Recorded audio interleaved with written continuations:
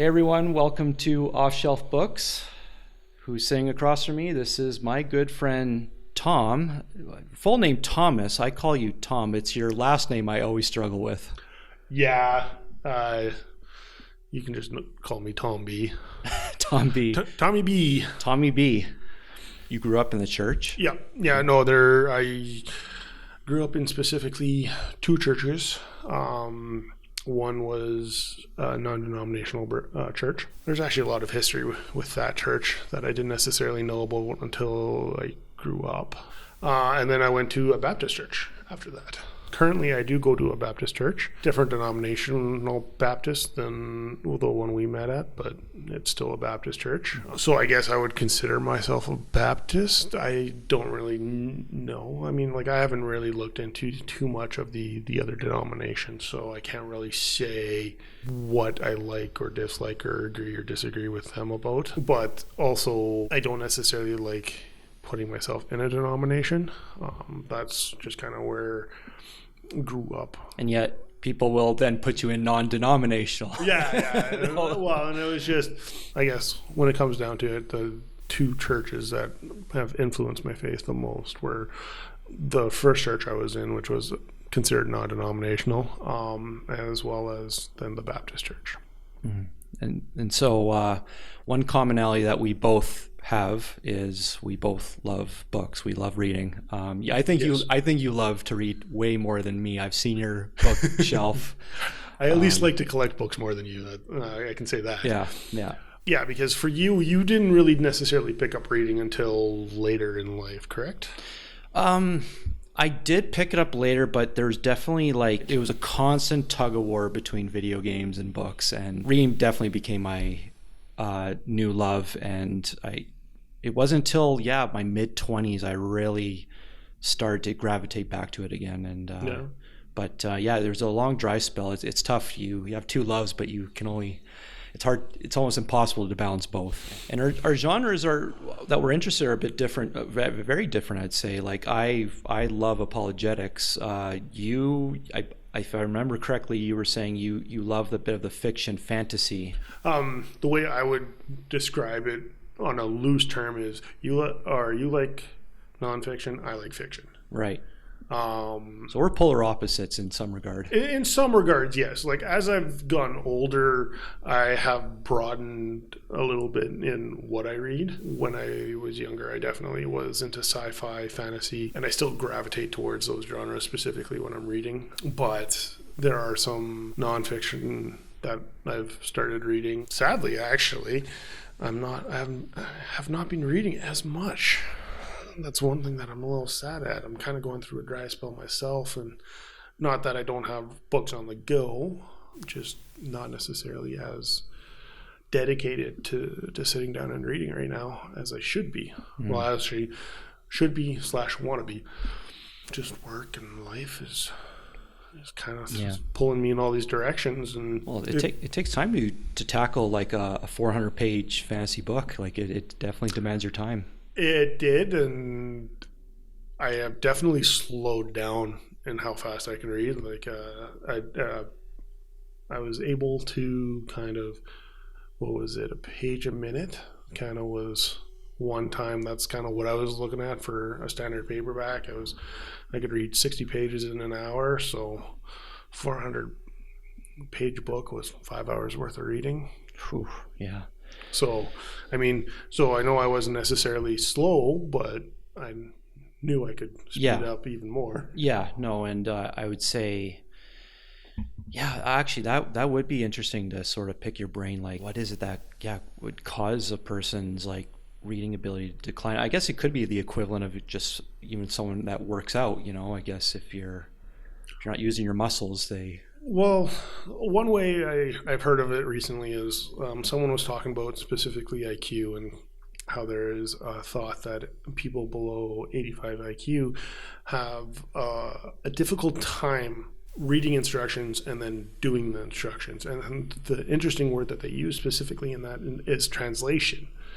And so I don't know how accurate that 85 IQ number is, but the idea that when you're reading something that you have to translate in your brain into something that you can process is a very kind of unique aspect to me, and it reminded me of specifically like languages, in that they say that you can master a language when your thought process is in that language, or at least that's one way that you can consider it, that you have maybe not mastered it, but at least gained fluency in it, because then it is a lot easier. Your thoughts are in that language, and there is no translation between your original language and what you're trying to say. It's just, okay, I'm thinking in this way, and this is how it's coming out.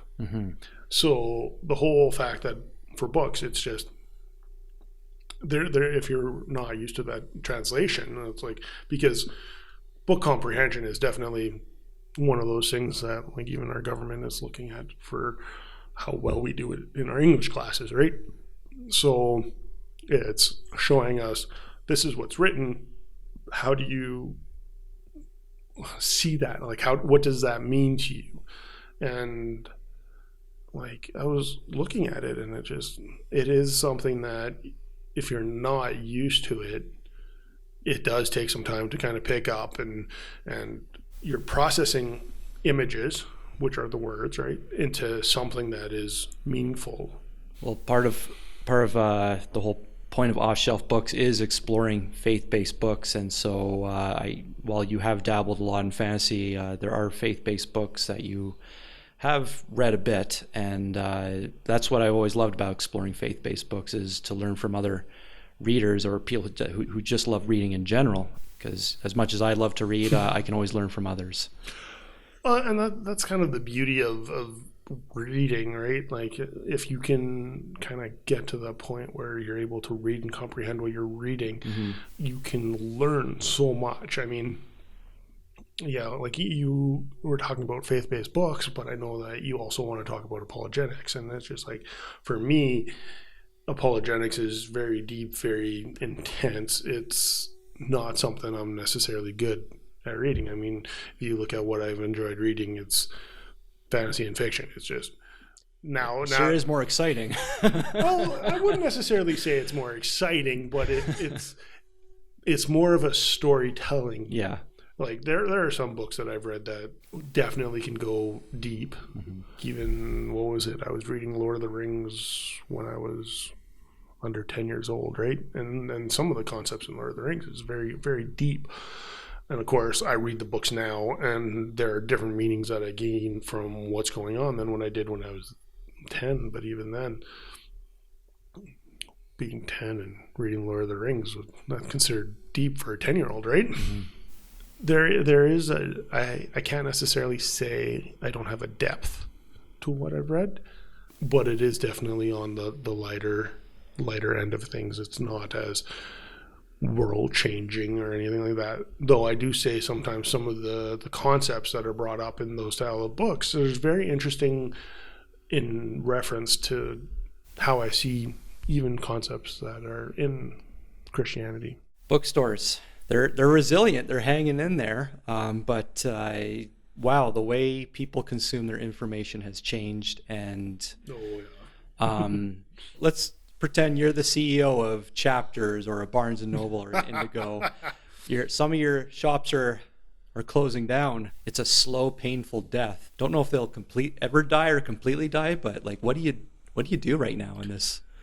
I don't really know what to say about what to do. I mean, when you look at bookstores, I think their biggest competition or threat right now is online, or you can bring that back to Amazon. That's what I started buying with Amazon, was the fact that, I can buy all these books or whatnot, right? For the small little bookstores, I really don't know what to do with itself. I mean, in some ways there's an explosion because of the popularity and the ease of self-publishing, specifically if you're just going into an ebook form. There's a self-help book that I know about, and a publishing company basically had a walkout of their employees just because of who the author of that that publishing company or who the publishing company wanted to publish, right? And it's just like the literary world is also kind of being taken over by everything, right? Like it's having to deal with political issues. It's having to deal with the change to how the standard publishing is going on. Like I think it's just gonna be a whole different ballpark, and yet I would say Amazon is kind of the main reason for that. My view of what's going to happen is some of these publishers that can't adapt are going to go under, but I think it's also going to be a very good chance for some of these people that are self-publishing or have a small publishing house. They can get their books out on e-readers and stuff like that, and so long as they can advertise it and get it out there. I mean, the e-reader has kind of brought in a certain renaissance of reading, I think, just because books are so accessible. I mean, I know that on my e-reader specifically, I can read a book, and then if the author has a second book or a different book in a different series, it's not hard for me to like click and basically do a one-touch buy, and then I can be reading the new book within 5 minutes. Before it's, well, we need to either go online, order it, or go to the store and see what it is. Like going to the bookstore used to be a treat.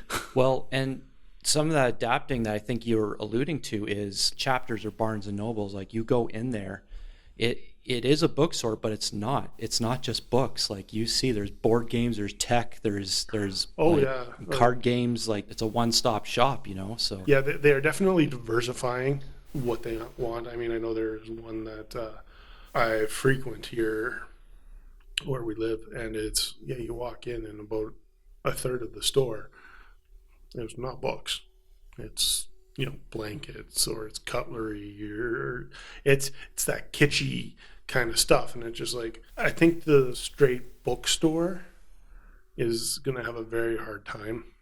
I mean, part of the problem is you have such a wide variety of books. I mean, if you look about what possibly you could put on your shelves, your retail shelves, it's just about endless on what you could have on there. You have to cater to whatever your clientele is. Saying that, you can cater to whatever your clientele is. It's just making sure that you have the books available to save the bookstore. Bringing back the culture of the bookstore would probably be the best thing, and sadly I'm not sure how much that is to do it, or how much that will come about. But when I say things like that, bookstores used to be not only a place that you could go get books, but also places you could go talk about books. When I say things like that, bookstores used to be not only a place that you could go get books, but also places you could go talk about books, have discussions with other people. And in our commercialization, just in general, one thing I've noticed that is different, especially since I've been a kid, and that's not even that long ago, like you're talking within the last 15, 20 years. It's going to a bookstore was somewhere I could spend hours, where now I don't necessarily want to spend all that much time in a bookstore, because it's go in, get your stuff, and go, so that you can go somewhere else that you can read or enjoy a book. You're onto something here, because that's probably what I would suggest. Something in a way to make reading and going to bookstores fun again. Something that you can do there, like you said, to spend multiple hours there. It's the place to be at. It's the hangout spot, and I don't know what that is, but it does feel like it's more of a get in, get out, get your stuff and go. Like, yes, can you still stay in those bookstores? Yes, but I think you have something there, the culture. Because one thing I find annoying, like I love coffee. Coffee and books is, you just give me those two things and I'm set. And a lot of bookstores have that now, but you have like a Starbucks in there, and you have like they're making their macchiatos and like those frappuccinos, and like you have this blender going off. One thing I noticed too, it's not at least in that area, like it is not a quiet place to, because part of staying there for a long period of time would to be doing some reading there. I know it's not a library, but some people like to read maybe a sample chapter, right? And it's kind of hard when there's that distraction element, but keep Starbucks, just get rid of the noise. I don't know. Well, with that one, I don't know if you can really. You can't. There's no way out of that. But partner with a coffee shop that actually want to produce trade-free coffee, and a startup. What a great opportunity to set up. Well, and I think part of the problem with that is it's hard. Like the big bookstores can do that. Mm-hmm. The small ones, space is a premium in the small bookstore. Yeah. So if you don't have it filled with shelves of books, then you're potentially losing out on customers, right? Maybe something that would be better would have a small bookstore or small books section, like a couple shelves or something in a coffee shop, and that they could order in books, because then you're not necessarily there for the books, you're there for the coffee, and then that can be an add-on, and that might be something that might happen that could save some bookstores. One thing that I was thinking more so is, I know there is this one craft store or one craft chain specifically that they have classrooms specifically in their stores, and they hold classes for the crafts. I mean, what a great way to have it. It's like, oh yeah, okay, we're gonna have people here, we're going to teach them a craft. Like, yeah, they have to pay for the classes, but then if they are involved in the craft, they can go out and buy more supplies. Like, that's a great way to make people want to spend money in your store. It's quite the conundrum, because yes, space is a premium. Yeah. So the bigger the space, the bigger expense. And if you're a small bookstore, that's hard to afford. And yet you need the space if you want to provide an atmosphere for people, like to set up tables and to sit down and like, yeah.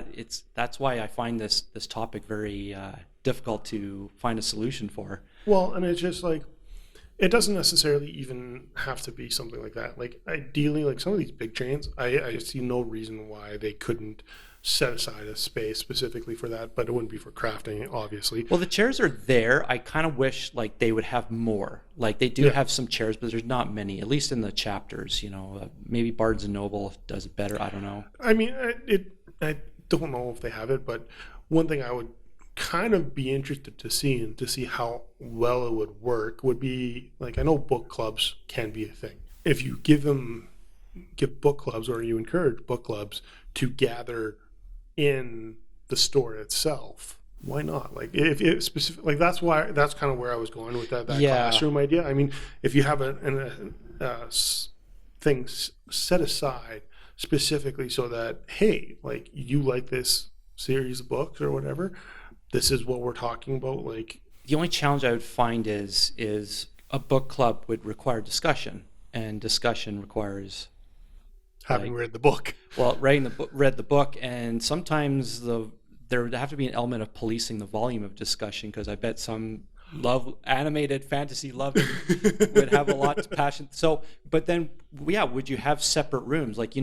have the tabletop, game places where you can reserve rooms, like private rooms, but that's hard for a small bookstore to do. The big ones can do it, but does it even make sense? Would you have separate rooms? Like, you have the tabletop, game places where you can reserve rooms, like private rooms, but that's hard for a small bookstore to do. The big ones can do it, but does it even make sense? That's what well, like, you even look at it, like, that is what is keeping some of the board games, or these, or like the tabletop stores open. Mm-hmm. They are able to stay open because they create a community in which, hey, this is our community, we cater to this community, and this community rewards us. Like, they spend their money with us. So maybe bookstores shouldn't be, while we all love the calming atmosphere, maybe this could be a pivot where it is less of a library and more of like an active social space, perhaps.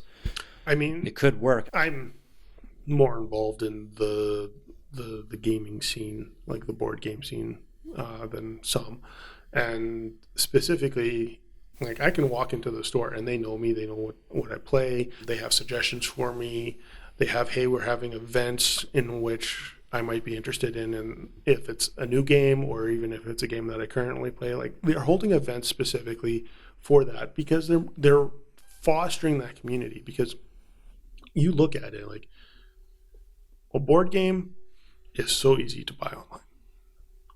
why drive anywhere else? Because board games are typically expensive. They're bulky items. It's hard to have a lot of them in a store unless your store is dedicated to them. Well, yeah, and then that enters a new problem because some of those smaller tabletop, they hope that you buy through them and not Amazon, because Amazon's doing exactly to bookstores what could be doing potentially to game shops, right? And that is why that is kind of the area that I'm looking at this through, just because I have been involved in game shops. Yeah, could they set their own online store perhaps? Well, there are online versions of it, but it's even like I don't necessarily go there just to buy the product. Like if I wanted to buy the product, I could buy the product online. No, I go there for the experience. Online, you don't want an experience. You want to click a button, pay for it, have it shipped to you. That you don't want a shopping experience. I mean, the easier it is, the better you feel about this whole situation. Whereas if I go into a game shop, it's, hey, I'm going in there typically knowing that I'm going to have a conversation. It's like, oh, hey, how are you doing? Oh, yeah, any news coming out about this game, or any new board games that you can suggest? And it's just like I've walked in there and I've had hour-long conversations with random people that I've never seen before or since.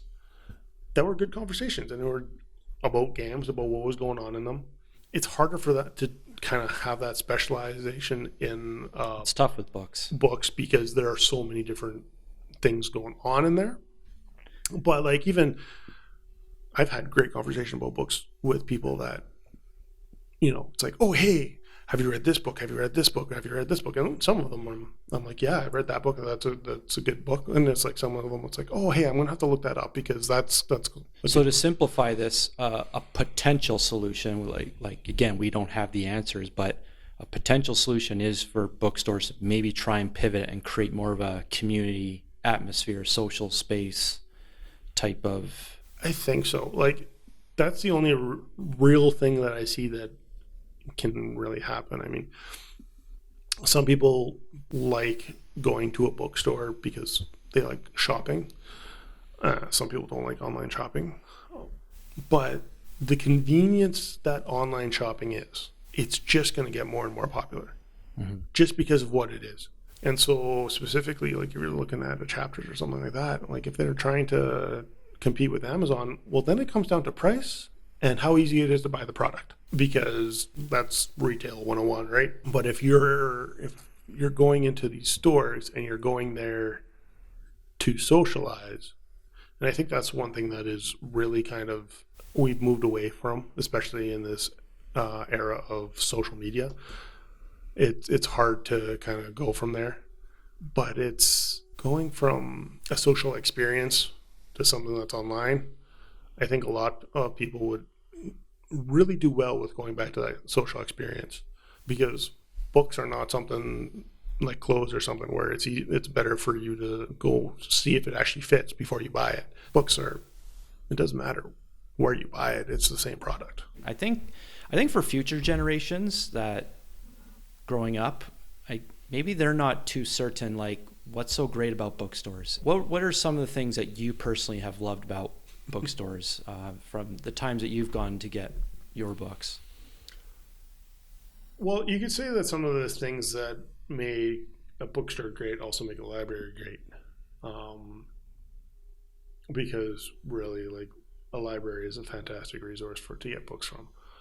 Now, when I wanted to start building my specific collection of books, which that actually started, thankfully, in junior high. I had a great English teacher that was saying that creating a collection of books that you really enjoy is a good thing.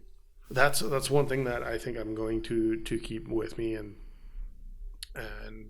even though I have books on e-reader, like if I really enjoy the book, I will go out and I will pay the money and I will get a paper copy, just because if I want to go and I want to sit down and read that book, I'd rather probably read it in the paper copy.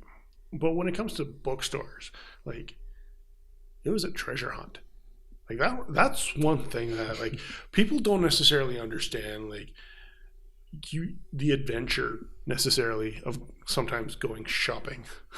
Like, so I remember as a kid, and I didn't really buy a lot of books as a kid, but there were a couple sales that I specifically remember. And what was going on was the city library that we're in, they were, and they still do this, but they were kind of getting rid of some of the books that they didn't or weren't going out into circulation as much. And so they wanted the space to bring in new books, and so they sell off the old books, and of course they were cheap because they were well used. And I remember, I think one of those things, like I came out with 20 to 30 books from one sale, right? Like, but like, so what? Like, just did they give you a monstrous bag to put it all in? I think I needed 2 like of the hand baskets, and even then they were overflowing, right? Yeah, and that was before the reusable plastic bag. Oh yeah, no. like my mom had reusable bags that we were using at the time, but yeah, no, like they were big bags. Like, think about like university kids when they walk out of their bookstores with all their textbooks. Like, we're talking like that amount of books and like that weight of books. Like, yeah. But it was such an adventure because I was not looking online for reviews on books. I was not looking on that. You pick up a cover or a book, you judge it by its cover, and then you flip it around and you read that short little insert at the back. What is this book about? And then if it passed kind of those 2 criteria, then it was like, okay, am I going to spend the money and actually see if this book is worth it? You know, I kind of miss that a little bit. Like, I walk into a bookstore now, and usually I'm walking into a bookstore because there's a book I already know I want.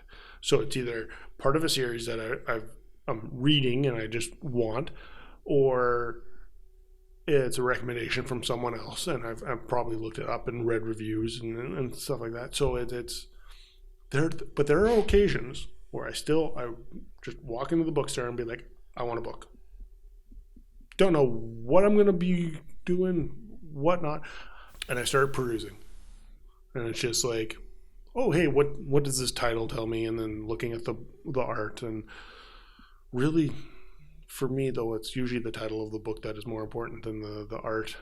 But having good art does not hurt at all. But yeah, if it's well, it's so competitive now. You need like a really good cover art. I know that's the old adage, don't judge a book by its cover, but it's kind of now it's becoming a little bit, at least the cover gets the first impression, at least. Like, yes, and still, like some of the books I've read, they're not necessarily that involved in their cover art. I remember one, it's a sword, like literally just sitting on a table, kind of like there's a little bit more detail like that. Like it's good cover art, at least what I think. But like it's nice, it's clean, it's precise, it's specifically what the book is about. But if you're looking for like action or like something that grabs your attention, it's not really like that. Mm-hmm. But that's the first book in a series that, A, it's a long series, and B, it's a well done series. Like what I loved about bookstores, now granted, I guess you could just equate it with a library, but like, yeah, I loved, it was just it's this calming experience. When you walked in, it just felt like the noisy world behind you was gone, and it just felt calming. Maybe it's just me, maybe I just get a little bit anxious, maybe easier than others with the busyness and the loudness, but I think that's what I've always loved about bookstores and even libraries for that matter. It was just this calming experience, and like, yeah, you didn't feel rushed. You could just take your time, read a few chapters. You almost felt like, yeah, I'm walking out with a book. I am not a shopper. I am one of those people that I will walk into the store, try and spend as little time in that store picking up exactly what I need. Sometimes I go and wander, but it's typically like I'm there for something. I want to get in, get out, and get on with my day. It's very rare that I spend less than 20 minutes in a bookstore. Even if I go in, get the book I want, I usually at least kind of do a glance around to see if anything else catches my eye. Just because you so want the potential. Like, there's so much potential. What would you say to that up and coming generation that is so saturated with entertainment through their tablets and phones and Netflix? Like, for the world of books, what would you say that amazing about bookstores to inspire the young generation? Like, at least give the bookstores a shot. I think part of it is you have to have a love of reading. People who don't like reading are not going to enjoy a bookstore. If you like reading, then it's like, it is kind of you're looking for a gem. You're looking for your next favorite book. Specifically, when I'm looking at what I was reading, and I think I can equate to that a little bit easier, just because it was sci-fi fantasy. You are looking for that next adventure that is going to take you away. Are you going to fall through a wardrobe into a new world? Are you going to follow little hobbit people around while they try and save the world? Like, it's these things like, what is the next adventure you're going to go on? And you never know when you walk into a bookstore. I mean, now I do because I've done all the research beforehand. But there are times, I walk into a bookstore, I have no idea what the book is. It's like, I look at the book, read the synopsis, maybe read a couple chapters, and then it's like, okay, like, let's see where this goes. The love for bookstores for me is very much alive, and probably even more so now in the smaller bookstores. But I still love the big box ones too. Even more a bigger world to get in, but I still love bookstores. It hasn't been lost. Like, do you still? Is that love still there? The love is still there. Like, I don't really know too many small bookstores anymore. And the bookstores have evolved. They're not what they used to be. So we live in different cities. I don't have a bookstore in my city. No way. I didn't know that. Yes. There is actually no bookstore that I know of in my city, which is actually kind of tragic. That is really weird, because you have that little mini common. Oh yeah, we definitely have retail centers that are, and they're stores. They're decent size. I thought they would have had one in there. Wow. Like, there are stores that carry books, but there is no bookstore. Please tell me you have a library. Yes. Okay. Yes. We don't want your town to be illiterate. No. Yes. No, we do have a library. I am kind of disappointed in it because recently they actually did a whole renovation with it, and it is less focused on books and more on like computers and stuff like that, which I can understand. Having public access to computers is something that is going to draw people into the library. Libraries are supposed to be about books. It's not supposed to be like maker spaces that they're now becoming. 3D printers are in there now. Yeah, like it's like, why? Like, this is not like, I get it. Libraries are centers of learning, but it's just like, we're getting too far away from books, and I'm like, why even call it a library anymore? Just call it a learning center. Yeah, I stepped into a library one time, and I kid you not, it was one of the noisiest experiences. It was filled with people, which is a good thing. That's awesome. You want that. But like, there's rows of computers, and it felt like their own kind of... Yeah, it's like you walk into the bookstore and the bookstore's quieter. It's just like, why is the bookstore quieter? Yeah, that's actually it. That absolutely is the case now. Where did all the cranky old librarians go that told us all to be quiet? Yeah. Yeah, so bookstores, we both love them. There's still a lot. I think they can still be loved by the up and coming generation. Yes. Yeah. And I think part of it is it's that experience. I mean, what else are you going to learn? Because for me, it was what adventure was I going to go on. But if you're into like nonfiction like you, it's what are you going to learn? And then I think that's the difference between the fiction and the nonfiction world. Specifically, when you're going into a bookstore, is how can I get away from what I'm in to, what adventure am I going to do, or what story am I going to fall into? Whereas for the nonfiction, it's more so, what am I going to learn? What can I experience? I mean, either way, it's you're looking for that experience that comes from reading, and if you don't have that love of reading, you're not going to necessarily understand it. And it's amazing to me because I have a couple people actually that I just talked to, and they always struggled with reading, and then it was either one book or something like that. They read something, and that experience can ignite a love of reading, like a lifelong love of reading. And there's one person in particular that I'm thinking of. They always struggled reading. One book. It took one book, and it just ignited a passion. And that's over 5 years ago, and they are still a very avid reader. We've talked quite a bit about physical books and bookstores. We haven't given much attention to e-readers because they're definitely a red herring. Yeah, red herring, a very predominant way of reading books now, and it's taking quite a bit of the market share, and it's already made quite substantial progress. And it makes me wonder, what is the future of e-readers? Now, are you talking specifically about e-readers or e-books? Is there a way we could combine both of them? I don't know, because I don't know if there is really a history for or a future for e-readers. Okay, so let's start with, maybe we can do one at a time. So with e-readers, like the actual device, would you say, where do you see that potentially going, even just 10 years? I really don't know where e-readers will be in 10 years. Heck, I don't even know if where they're gonna be in 5. And the thought process behind an e-reader is, well, it's really nice. It's a dedicated device. It has special features specifically to make reading easier. Problem with them is tablets are kind of getting those built in now as well. They have the brightness settings, they have the real page looks or whatever it's called. Like you're getting some of those things that were so important for an e-reader, and now they're not. Well, with what I think of e-readers is, I think what's always separate them from tablets is just that they're easier on the eyes.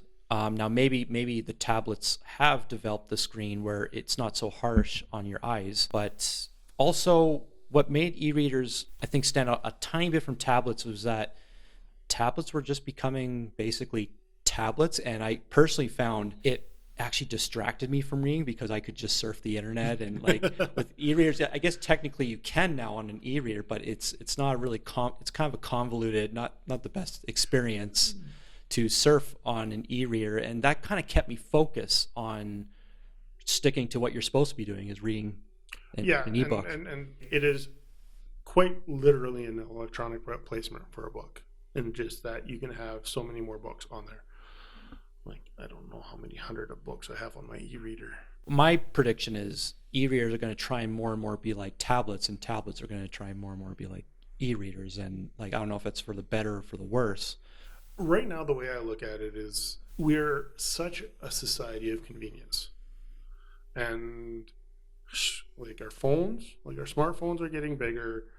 Specifically, they're getting bigger screens. Our tablets are kind of all over the place. They have big ones, they have small ones. It's kind of a personal preference. I have yet to see personally a tablet, like a decent sized e-reader. Like most of the e-readers I see are small.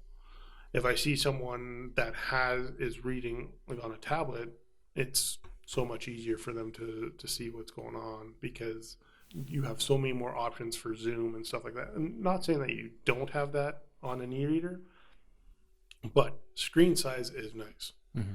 But you have people, if they have a smartphone, if they have a tablet, why would they buy another piece of electronics when it's an app that you put on your tablet or phone and you can read right then and there? That was my original logic. It's like I am the kind of guy that doesn't want too many of multiple devices, and I thought, yeah, just do it on a tablet. But then I noticed it felt like I got very little reading done on a tablet. I think e-readers are going to fall into a niche, mm-hmm. in that they are going to keep on specializing into what is the best reading experience.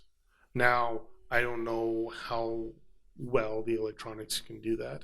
There are certain things like making it so that it's not, or like they have blue light filters on them so that it's not as hard on the eyes to read, right? Because one thing that they're finding out is that, reading on a white, like a pure white background is hard on the eyes. And it's kind of interesting because when I found that out, I actually looked back and it's just like, yeah, you look at books and they're not pure white paper. No. And so it's like, the book people figured this out long ago. Yeah. So with books, ebooks, where do you see that going? Ebooks I just see as getting more and more popular. Probably saturated. Well, there are a couple things with ebooks that make them very popular, or in my opinion, more popular than regular books. First off, price. When I can get cheap books anytime, anywhere, like I can get books for under $5, no problem. Yeah, they're maybe not necessarily well-known authors or anything like that, but if they're recommended on some site or something, like it does not take me much to get a book. Convenience is huge. Again, we were talking about books. Well, you have to wait for a physical object to come, whereas with Wi-Fi, within 5 minutes you can be. Boy, does that physical object feel great in your hands. I am not going to deny that. No. Yeah, this is a debate that probably will never end among, ebooks versus physical books.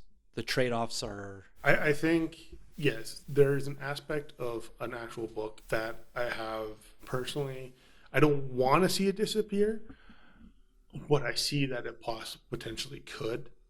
I mean... Physical books, yeah. You could see it disappearing. I could see what could happen is a lot more books going, like, limited runs.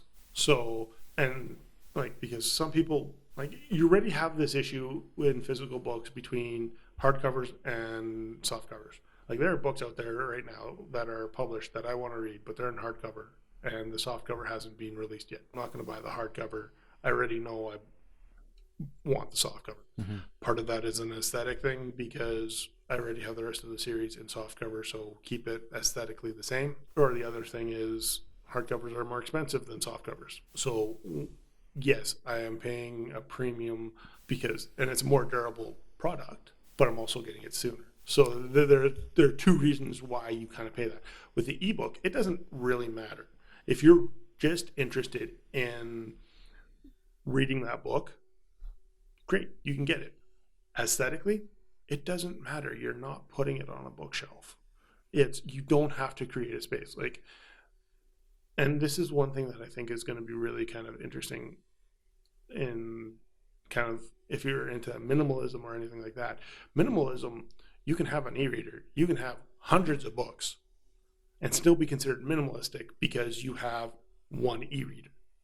Whereas you look at my book collection and it's like, it's not minimalistic. It's kind of the opposite because, when you have 4 or 5 bookshelves full of books, like, no, and you need room for that. Yeah, and there's no denying the space issue with books. I mean, I'm a physical book reader, always will be. I do embrace ebooks. I do have an e-reader, and but the one amazing thing about e-readers is, from a traveling standpoint, I love just being able to load that thing with 100 books, and from a traveling standpoint, that's where I will always embrace an e-reader with ebooks. And yeah, I think it comes down to a personal preference, and I think that's why this is such an interesting topic of the future of ebooks. I definitely don't see it going away. It's here to stay. There are various reasons. Like I even just talked about convenience there, but it's also it is so much easier to publish an ebook.